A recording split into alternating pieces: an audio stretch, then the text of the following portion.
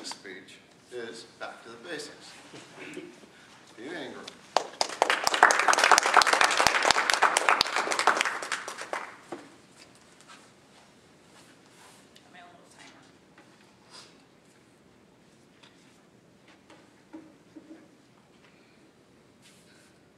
So since I wrote this last night, I'm going to have to refer to my notes every now and then.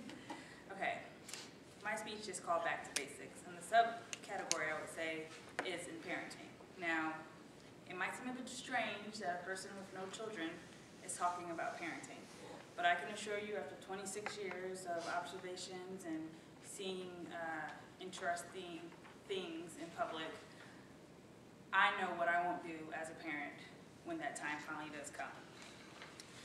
Some say that I have an old soul, like in a young person's body. I kind of like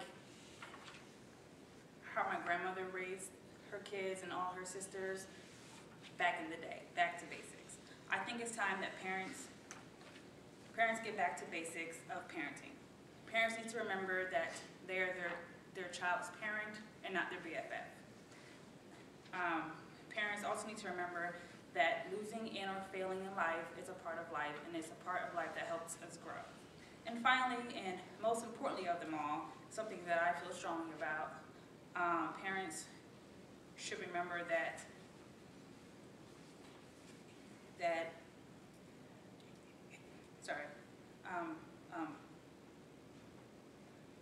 if you spare the rod, you'll spoil the child. I hope that at the end of my speech, you won't necessarily change your parenting methods, but you'll sit back and think about how you parent and maybe say, I could have did that differently. The first step in getting back to basics is for parents to remember that they are not their child's friend. I remember being a little girl, I was always told by my mom that she was my mom, she was not here to be my friend, and after I grew up and was grown, then I could be her friend. And being an adult now, I can truly respect her parenting methods and her words of wisdom then, because as a child, she wasn't my friend.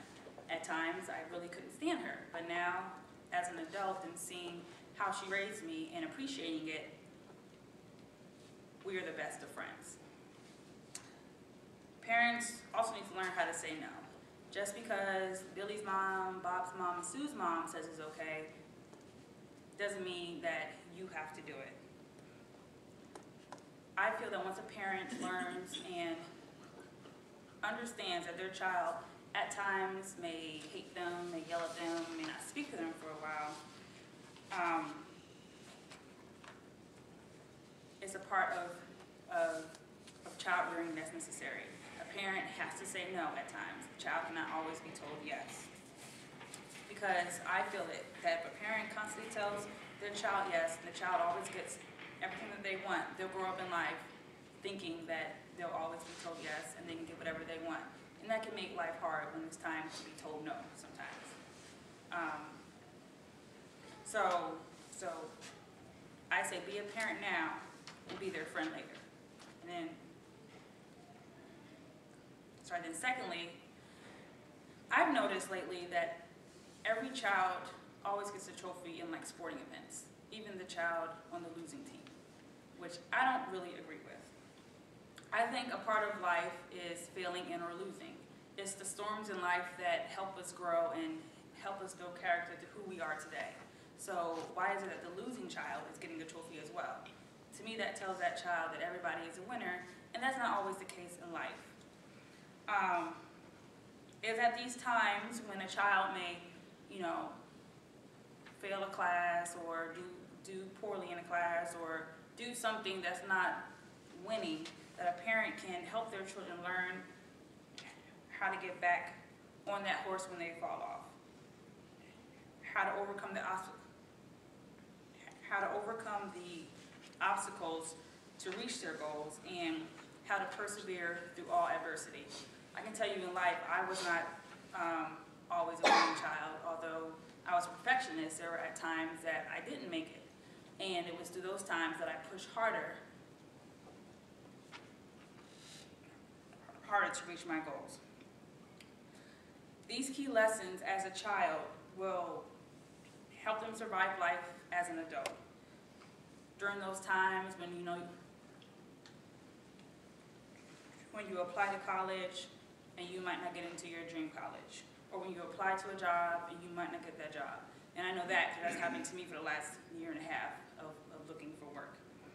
So if your child fails and or loses, just let them know that it's okay to fail and lose, and that next time, just try harder. And lastly, somewhere in the Bible it says that if you spare the rod, you spoil the child. Now, I was always told it was in the Bible. I never checked it for myself, so I think that's something that I should do. My mom always had that line over me. But I'm always amazed in stores when shopping, when I see kids on the floor having temper tantrums, screaming and yelling, and the parents stand there and do nothing. Or I see a child cursing at their mom, yelling at their mom, calling their mom names, and the parents do nothing. And I sit there and I say, are you serious? Because I know, had that been me, I would have been silent for a very long time. And a quick story, I remember being 8 years old, being in Walgreens with my mom, and I wanted this Trapper Keeper for school. And she told me no. So being me, I asked again, and she told me no again. And then somewhere, I lost my mind, and I had a tantrum. And she gave me that look. That meant I had crossed the line. And I can assure you that I never had a temper tantrum in the store ever again. Now, I'm an advocate for spanking children, not abusing. I don't believe in abusing your child, but I am an advocate for spanking.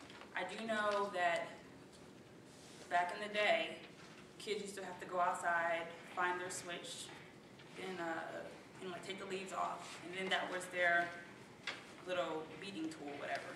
I don't believe in that. That's a little harsh, but